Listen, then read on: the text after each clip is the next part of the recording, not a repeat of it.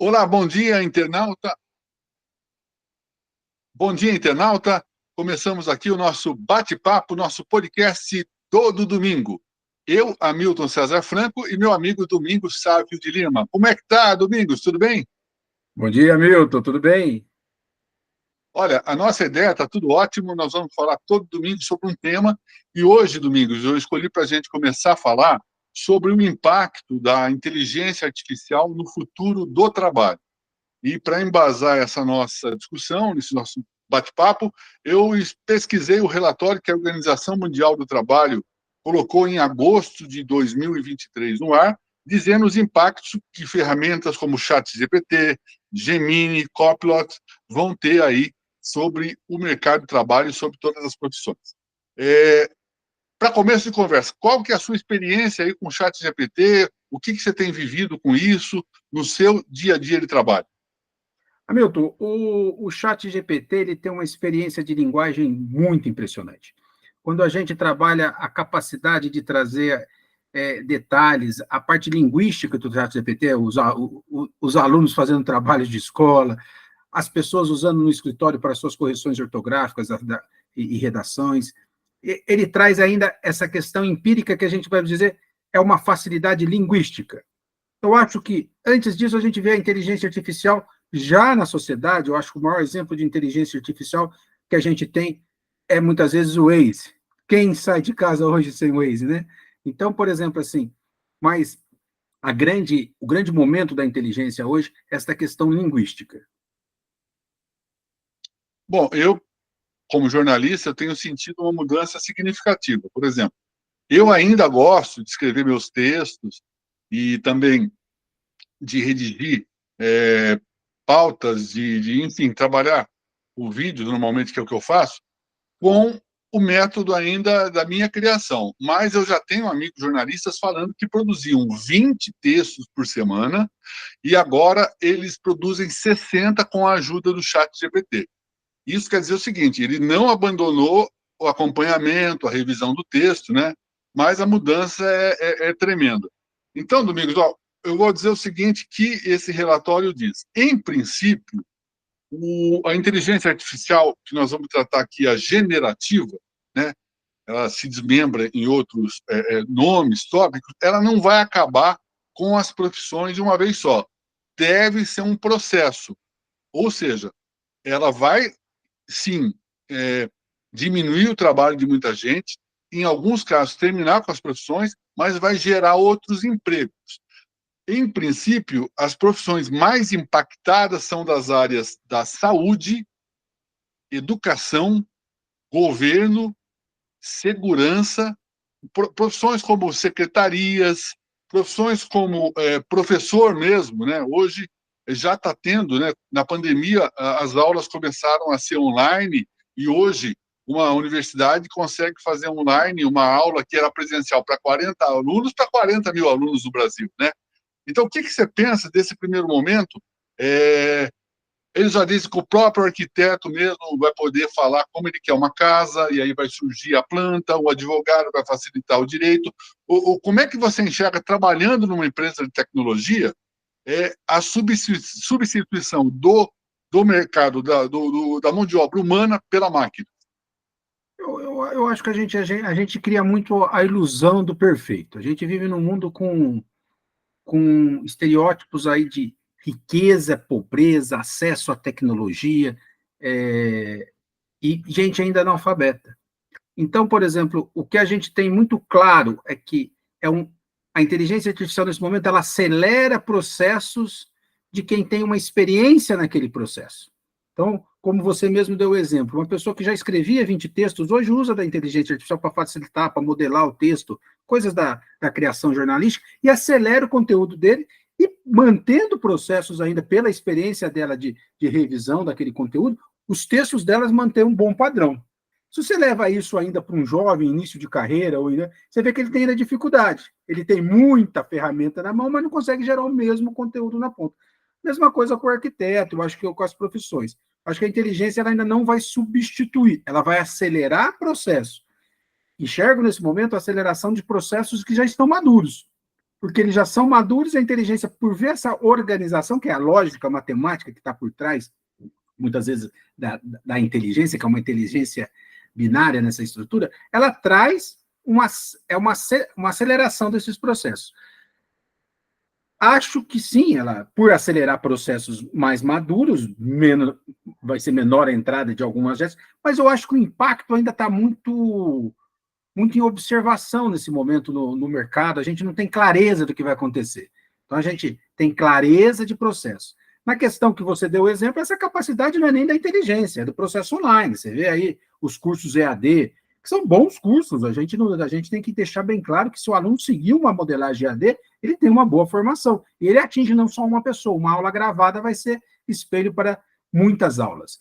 Na área de saúde, a mesma coisa, a gente tem aí um processo de saúde hoje, mesmo sendo uma área que existe uma predominância de uma indústria farmacêutica, uma predominância do conhecimento médico, mas você já tem acesso, é muito acesso que a informação tinha hoje, já as pessoas que consultavam suas bulas no Google, hoje vão ter muito mais acesso, por exemplo, assim. E um passo que a gente não vê, que não é esta inteligência que a gente tem acesso, são as máquinas, os diagnósticos. Hoje o médico, a memória dele é mais limitada do que ele consultando a pessoa utilizando da inteligência artificial. Ele consegue fazer um diagnóstico com auxílio tecnológico que trabalha a memória dele com N aspectos daquela prescrição que ele está trabalhando naquele momento para aliviar uma dor. Então, tem muita clareza que a gente tem que tirar um pouco a ilusão dessa grande transformação e trazer um pouco para a realidade. Eu acho que a realidade ela é marcante e a gente tem que ver essa atmosfera da gente, que a gente vê com pessoas que estão falando aí de inteligência artificial, falando, e ao outro lado da sociedade ainda muito aquém o analfabetismo e outras situações. Então, que isso possa ser um grande marcador de mudança da sociedade, mas eu acho que a gente ainda não tem muita clareza. É igual os carros autônomos, né? A gente sonha, a gente vê algumas políticas de carro autônomo, você vê esse trânsito no Brasil, você não consegue imaginar. Você sabe que ele está chegando, você não consegue imaginar, e o próximo passo? Como vai ser? Então, é claro que a tecnologia vem transformando a sociedade radicalmente, vai continuar transformando, são momentos. Quem diria que a gente que todo mundo teria um contato pelo WhatsApp, que a gente teria essa imersão tecnológica, as pessoas ficam... Já tinha, isso aí já tinha lá no desenho dos Jetsons, né? Isso, é. Engraçado que a imaginação nossa chegou, né? Então, esse processo todo é ter um pouco dessa clareza, desse momento que a gente vai trabalhando numas certezas, né? As grandes consultorias muitas vezes falam isso, né? Não tem certo, não tem errado. Porque não há essa certeza. Então, ainda não há certeza do que vai acontecer. Vai acontecer. Ô, Domingos, mas esse relatório da Organização Internacional do Trabalho, ele mostra alguns dados que você acabou citando. Vai ter diferenças do impacto da inteligência artificial entre países ricos e países pobres. Nos países pobres, apenas 0,4% das profissões vão ser impactadas no primeiro momento pela inteligência artificial. Já nos países mais desenvolvidos, ricos, 5,5% serão.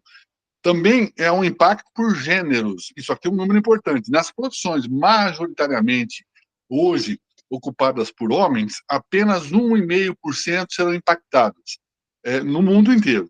Já nas profissões impactadas, ocupadas majoritariamente por mulheres, 14%. Então, você vê que essa desigualdade de gênero, que hoje já é muito criticada pelas mulheres que ganham menos que os homens, vai aumentar com a inteligência artificial. Esse é um dado da Organização Internacional do Trabalho, um relatório feito em agosto. O que você acha disso, dessa informação? As mulheres vão sofrer mais, aqui em números, 14 vezes mais que os homens. Eu volto a dizer que a sociedade ela tem que ser conduzida para uma questão de igualdade de gêneros. Eu não consigo ainda enxergar esses impactos, essa análise. Eu acho que você percebe que a inteligência também não vai mudar a sociedade, alguns conceitos básicos dela. Na verdade, o gênero já é um problema. E talvez nessas análises eles estão identificando este problema e estão acentuando ele, mantendo talvez a problemática, não sei qual que é a percentuagem percentual hoje, mas trabalhar, eu acho que aí é um pouco da transformação do humano para o positivo, é tentar trabalhar e não permitir o que está acontecendo hoje.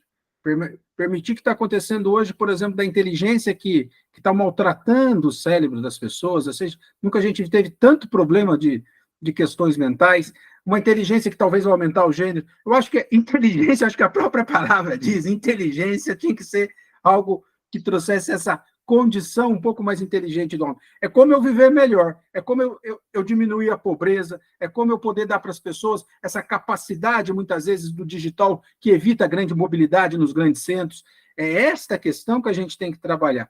Então, eu acho que ainda é sutil essa questão, mas eu acho que tem que sim, a sociedade tem que se organizar, muitas vezes, para que não torne a inteligência artificial mais um capo da sociedade, controlando, enrijecendo e tornando a vida das pessoas mais duras. Não, acho que a inteligência artificial tem que vir também como outros aspectos da sociedade e da vida para contribuir para uma vida melhor. Para servir a sociedade, não para ser servida. A inteligência artificial tem que libertar as pessoas, não tornar as pessoas escravas dela, hoje como as redes sociais estão, né? Perfeito. Por exemplo, assim, muitas vezes a gente fala, né, como que a gente foi educado, não dá muita atenção para a opinião do outro, porque muitas vezes a opinião do outro, você é negativa. Então, você tem que ter um pouco de critério. Quantas pessoas sofrendo nas redes sociais hoje? Hoje eu tinha uma reportagem, acho que no portal UOL, que falava exatamente isso. As pessoas não se olham no espelho.